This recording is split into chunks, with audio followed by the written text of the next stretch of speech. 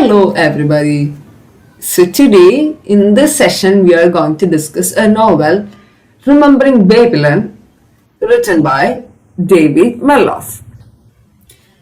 Before moving on to the novel in detail, we will have a quick insight about the author, David Malouf.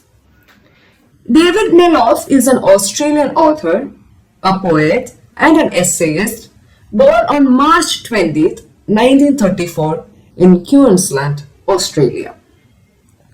He is renowned for his profound and lyrical writing, often exploring the themes of identity, memory, and the Australian landscape. So these are the basic themes that prevails throughout his works in his literary career. Malouf has written numerous novels, short stories, and poetry collections, earning him critical acclaim and a dedicated readership. After completing his education in Brisbane and Sydney, Malouf pursued a successful career in academia and teaching. He taught English at various universities in Australia, England, and the United States. While his academic career flourished, his passion for writing led him to publish his first collection of poetry, Bicycle, and other poems written in the year 1970s. Malouf's breakthrough novel, Jono, which was published in the year 1975, gained him recognition as a talented fiction writer. He continued to write various other fictions and poetries over the years, with some of his notable works including An Imaginary Life, Remembering Babylon, and The Great World, which won the Commonwealth Writers' Prize in the year 1991. So throughout his career, David Malouf has received numerous awards and accolades, solidifying his place as one of the Australia's most celebrated literary figure. His ability to evoke a deep sense of place and emotions in his writing has resonated with readers worldwide, making him a cherished voice in contemporary literature.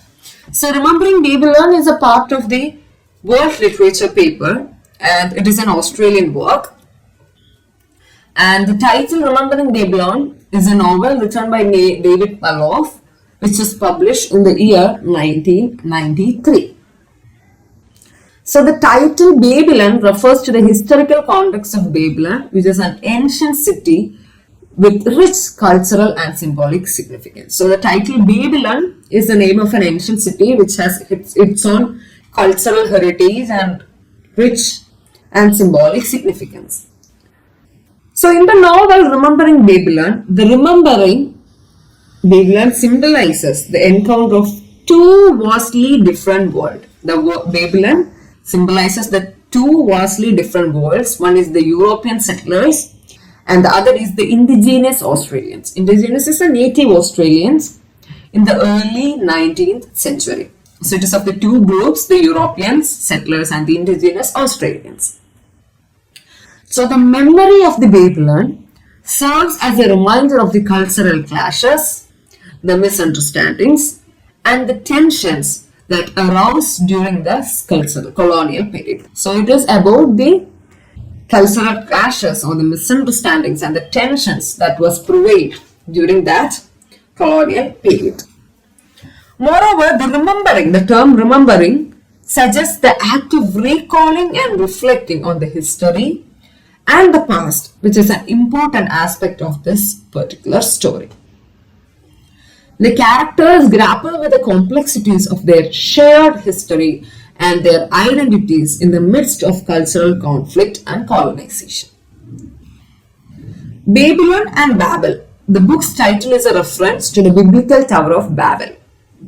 According to the book of Genesis, the unified people of earth intended to build the tower high enough to reach heaven, but God reacted by them all speak different languages, so they could no longer understand each other. So it is very something which is, it is very humorically done, because the unified people of earth, like people, if they are all unified, they all intend to build the tower high enough to reach heaven.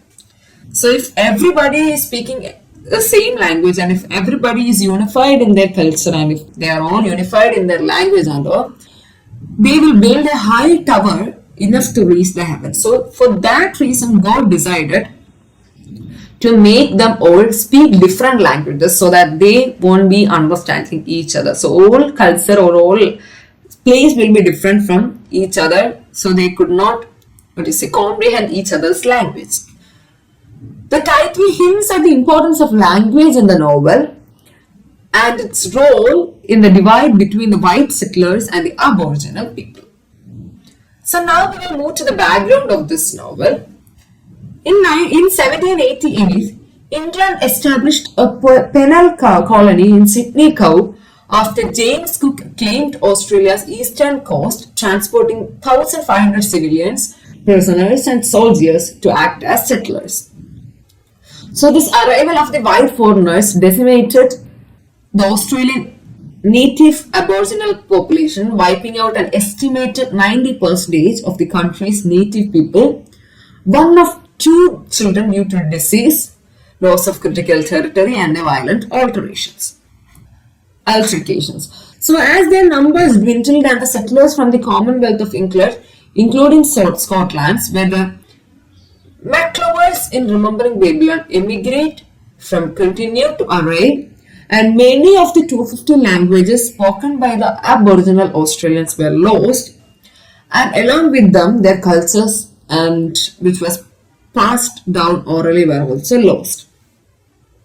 So unfortunately, after the period described in Malouf's novel, and even after the various colonies formed the Commonwealth of Australia, the plight of the native Australians continued to get worsened, and their indigenous children were separated from their biological families and sent to live with white families well into the 20th century. In 1967, after much protesting and campaigning, white Australians voted to affirm a referendum to finally recognize Aboriginal Australians as legal citizens, which at last allowed them to participate in Australian government and society. So this is about the background of this particular novel. So now we will move on to the summary of this novel in detail. In the novel Remembering Babylon, David Malouf gives a close third-person tale that follows the main character Jemmy fairly. So the point of view shifts throughout the novel to bolster the plot and mimic how truth and insight is gradually discovered. So we can see that Jimmy lives outside a string of an early Queensland settlement. It is an Australian settlement, and it is the 1850s. The specific city in progress he ends up visiting is never really revealed in the story.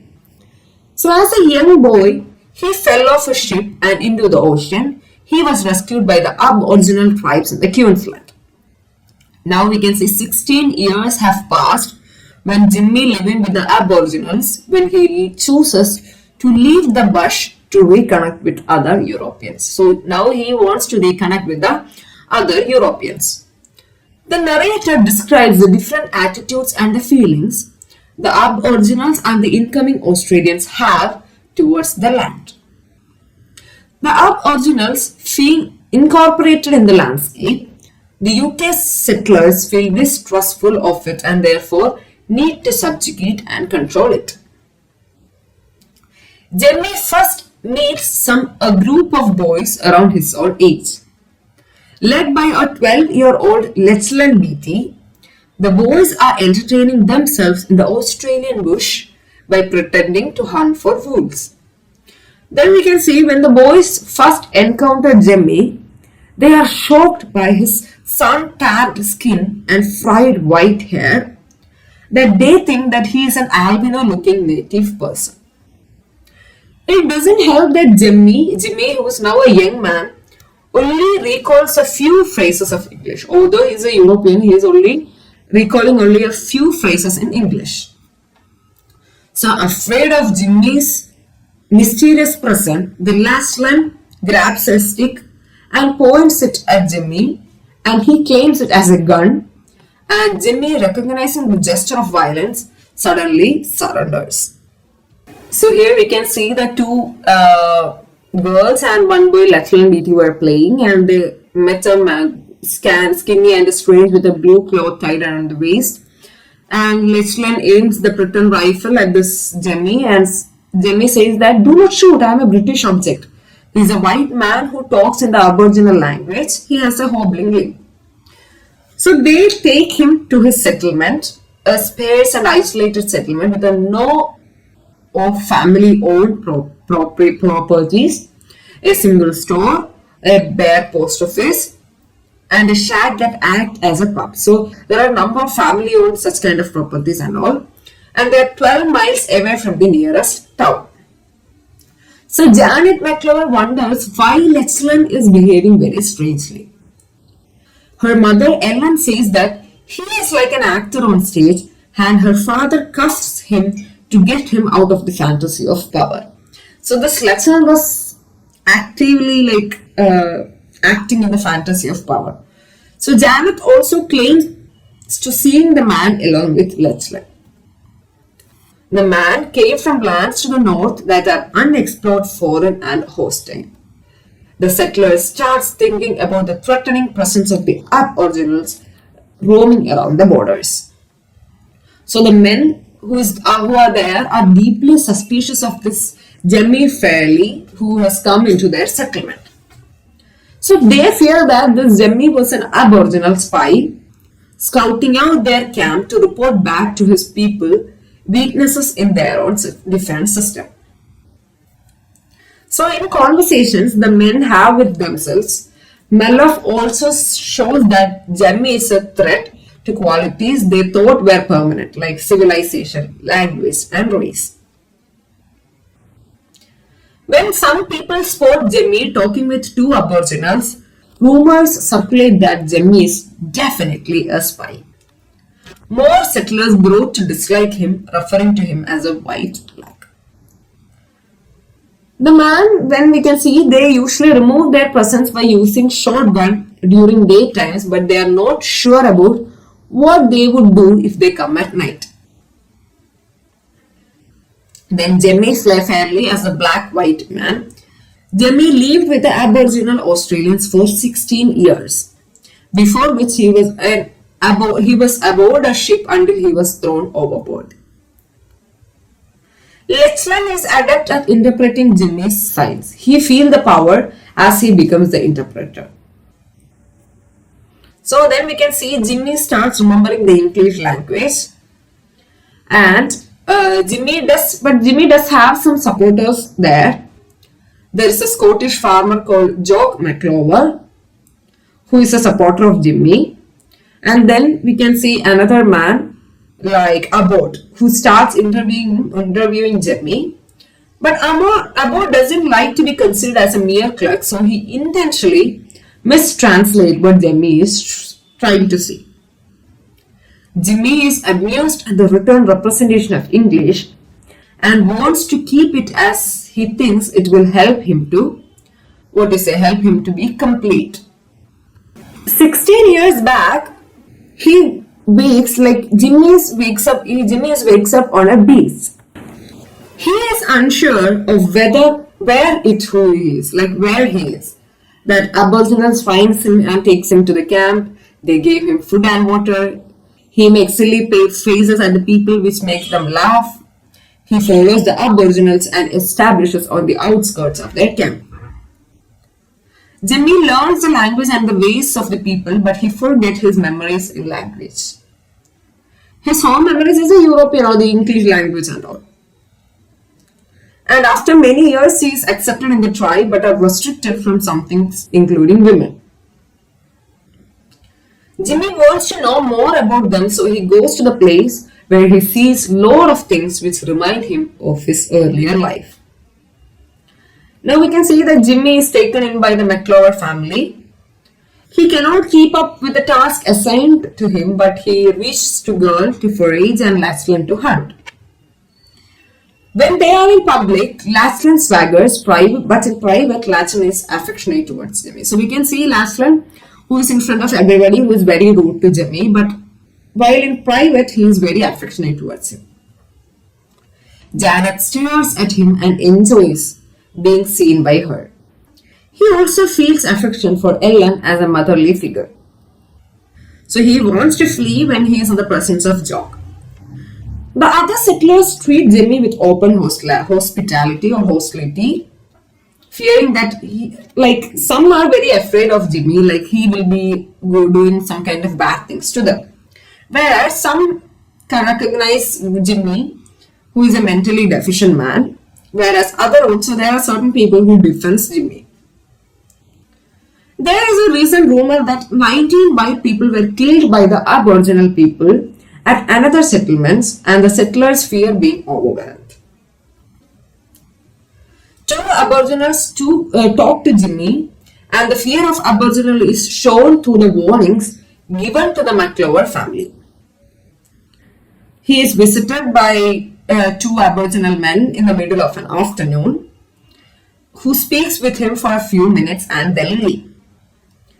And later we can see, one night after Willett passes out drunk, Jimmy lights the room they live in on fire in an act of repressed rage. So Jimmy was full of rage. And when the fire gets out of hand, Jimmy flees through the window, running until he tumbles into a ship and loses consciousness. Jimmy then spends the next 2 or 3 years living on a ship, hopping from one to the other until one crew finally tires of him and tosses him overboard, leaving him to drift at sea until he washes up on an Australian coast. Mr. Fraser has written a book about the native flora and fauna with the information he had recollected from Jimmy. He goes to Brisbane to see the regional government and present his idea of raising native crops than European crops. So Jimmy goes to the schoolhouse to retrieve what he believes are the pages that Mr. Fraser wrote about his life, but in fact they are only lesson sheets. Even so, Jimmy takes them and marches away into the forest, never to be seen again. As he does, the rain pours and dissolves the return sheets in his hands. Many years later, we can see Lachlan, who is now an older adult and a politician. He visits Janet, and by that time, we can see that Jimmy has disappeared, and his effect on the town is final. The people who supported Jimmy are now mistrusted by the community. And now we can see that the novel comes to the close during WWI, and it is hinted that Jimmy has died in a raid on a native settlement. Lachlan is now a government minister, and he visits his cousin Janet in a convent to discuss the naturalized British citizen of German heritage. So while walking through a garden, they also fondly remembers Jimmy and the call for reflection and respect that he encouraged in their own lives. So this is how this particular novel, Remembering Babylon, is ending. While we can see years of passing and we can see the kind of changes which has been happened in that particular place. The themes which are being discussed in this whole novel is that of cultural identity, the communication and the language barriers, isolation and alienation, the clash between the indigenous and the settler cultures. We can see the nature and the wilderness, the colonialism and its impact on both the settlers and the native people, their belongings and acceptance by the people, the prejudice and the racism. That racism is very much prevalent in the story. The friendship and empathy people have on each other, and the loss and the memory that is being affected to this boy, this young man, Jimmy Fairley. We can see the racism and xenophobia that this novel tells the story of a Commonwealth colonial settlement living in the remote Australian bush near the Queensland. So the white settlers is fearing the Aboriginal Australians, whom they refer to and regard as black in comparison with their own whiteness. So here we can see the racism which has been prevalent in that society by that particular time. Then we can see that although most of the settlers maintain that white people are inherently superior to the black, the Aboriginal Australians, the settlers themselves, actually end up perpetuating many of the behaviors for which they criticize the Aboriginal people. Like there are certain behaviors which are common, even though they are they are like criticizing the other for this, possessing this behavior. Then we can see the gender and power which has been prevailed there. Like the book contrasts the men's power, which is all about being perceived as strong and dominating, with women's power. Then we can see the coming of age, that is also very much prevalent in that storyline, and we can also see colonialism and property. The claim to the land lived by the Aboriginal people is also seen as a very important and a very major theme in that particular novel, which is written by David Malouf. So this is all about the themes which is being discussed in this novel, Remembering Babyland, which is written by David Malouf. I hope you all have got an idea of this novel, which is all about the isolation, or all about the life of Jimmy Fairley and the struggles he have to face, the loss of memory and other stuff which is related to that young man. So if you need any notes regarding this novel, you can send an email which is given in the description box. And so please don't forget to like, share and subscribe. And now we'll meet with another episode or with a beautiful story. Till then, see you all.